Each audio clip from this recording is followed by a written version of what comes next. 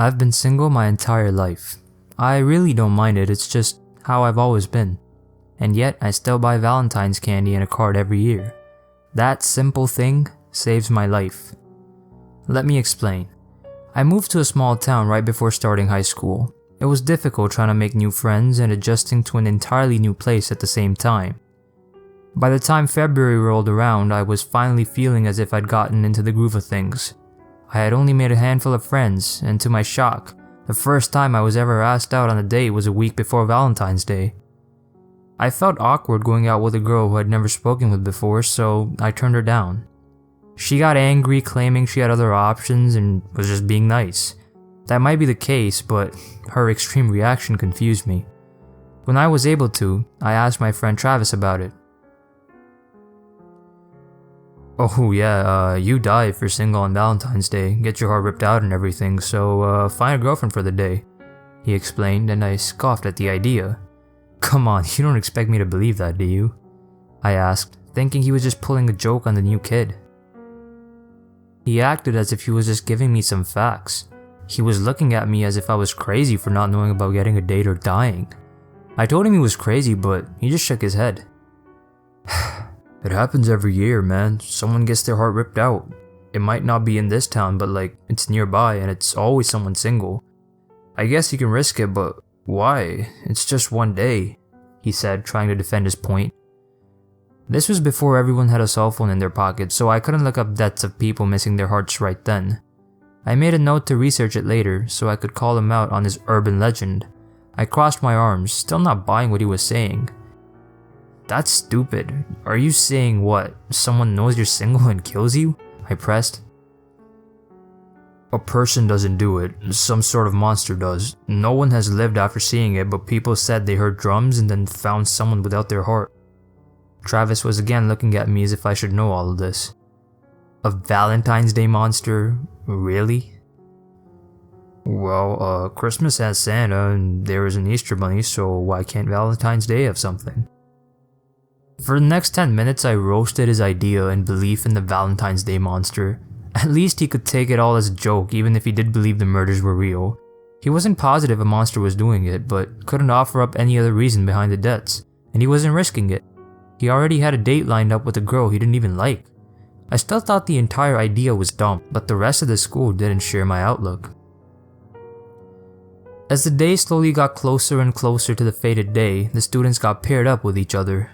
Some had done it out of safety, others using the monster as an excuse to finally ask out their crush. I received a few pity offers, but I refused all of them as an act of rebellion against this stupid small town's tradition. I just watched as everyone started dating and feared death.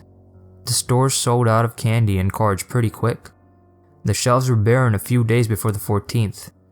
Now, I refused to accept any offers, and I didn't plan on asking someone out either. The school offered a program where you could buy sweetheart candies to be delivered to class for a small fee. I didn't mind getting my new friends one each, all while making up silly names to put on the card of who they would receive it from. It was the only thing related to the whole day I gave into, aside from buying a box of chocolates for myself. The chocolates were just a normal box of assorted types from the grocery store I'd gotten with some money made from doing chores.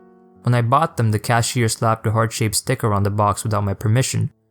A small one for someone to write who the box was meant for.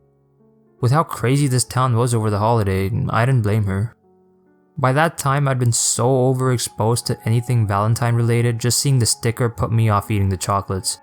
I shoved them in my backpack to forget about them until after the 14th was over.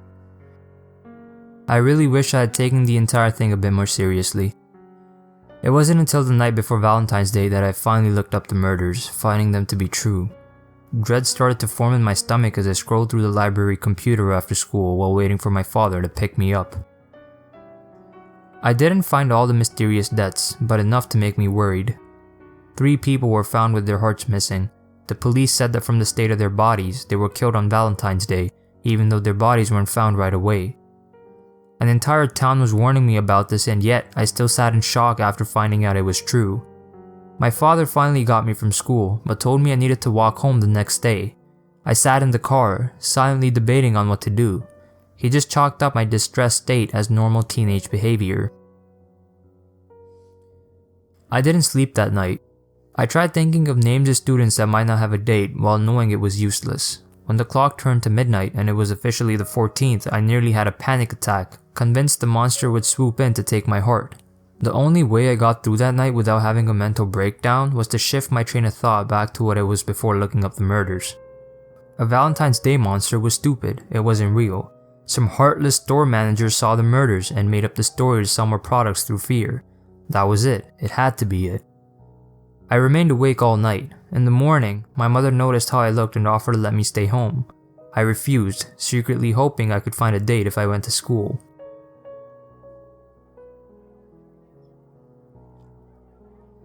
The place was abuzz with new couples and gift exchanges. As I walked down the hallway, a few students looked at me with pity in their eyes. Most knew my single stance, and how I would be the monster's top choice if it was real. No one went near me that day if they could help it.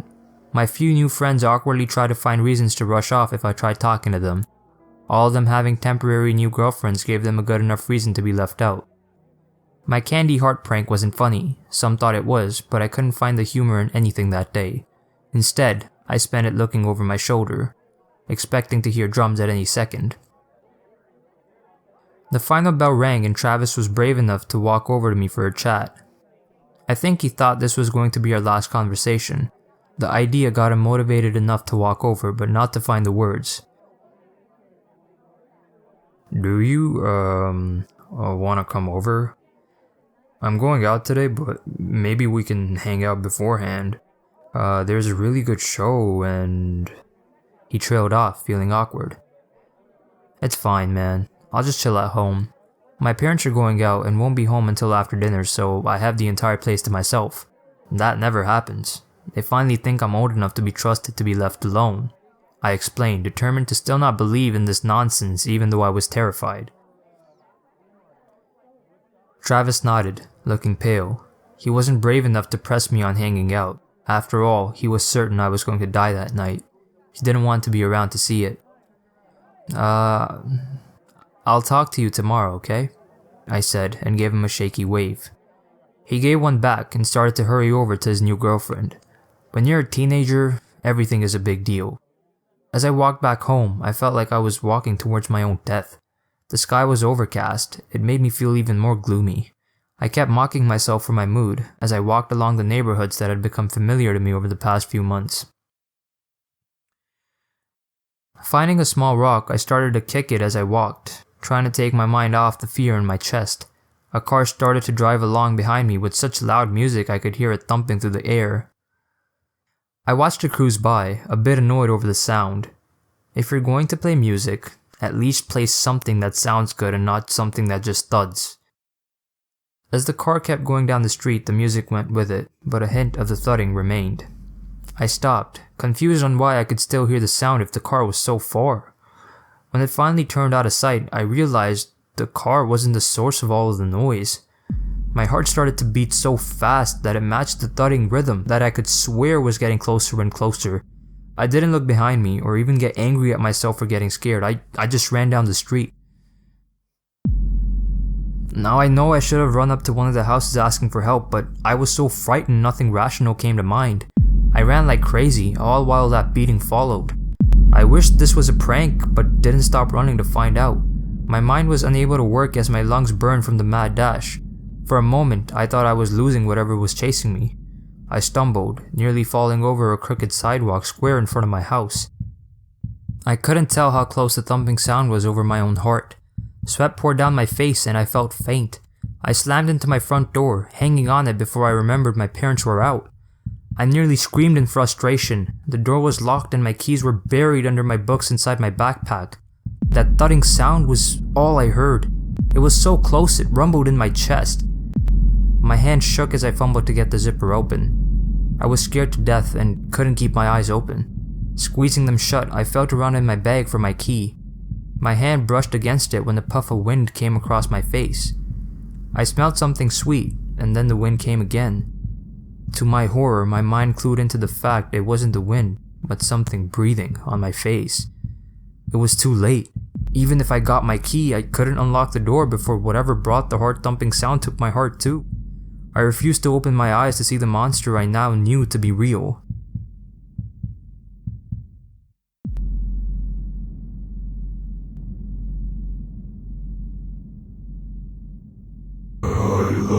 the sound of your heart. It's a shame it's alone. Let me add it to the others. The voice that spoke wasn't some prank. It was twisted and beyond anything a human could make. My mind was racing. I felt the sharp tip of a claw poke my chest, leaving a small cut through my shirt. A cruel laugh came as I whimpered in fear. With my hand still in my backpack, I felt something that was not my books or my house key. A crazy idea came to mind. It was either that or death, so I grabbed a hold of the only thing I could think of. Yanking the box of chocolates from my bag, I held it out to the monster I still refused to see. My voice strained and shaking, I asked a question I prayed would save my life. Will you be my Valentine this year? My heart nearly beat out of my chest. Opening my eyes a crack, I could see the box in my hand, but not the creature that brought along countless heartbeats that mixed in with my own. I should have died. Instead of clawing out my heart, the twisted hand with razor-sharp nails reached out and took the box. I forced my eyes shut, my entire body shaking. Something brushed my face, causing me to tense up so much it hurt. That clawed finger brushed some hair from my face with another cruel laugh. What if you thought you are? I'll accept this gift this year. But someday I'll be back to claim your heart. I bit down on my tongue, trying not to scream at that horrible voice. With one final laugh that rattled my bones, the thudding stopped. It took me forever before I gathered up the courage to open my eyes. Nothing was on the front step. I was alone. If it wasn't for the rip in my shirt, I would have thought the whole thing came about due to stress and lack of sleep. I didn't tell anyone about what happened. I mean, who would believe me? I went to school for the first half of the day on the 15th. I had barely slept for 2 days and needed to take the rest of the day off. But I didn't want my friends to think I died. All of them looked shocked I'd lived. I just said I got lucky. The school moved on. The short-lived relationships caused by that day fizzed out. As time crept along, I started to dread knowing Valentine's Day was coming yet again. I bought more candy, roses, and a card, expecting a visit from a monster. I should have just gone along and dated someone, but somehow the idea of it was more stressful than dealing with a monster. I anticipated and feared Valentine's Day, only to have nothing happen. Nothing happened besides the fact that the gifts I addressed to the creature go missing overnight. As the years carried on, I kept buying different gifts with the same result.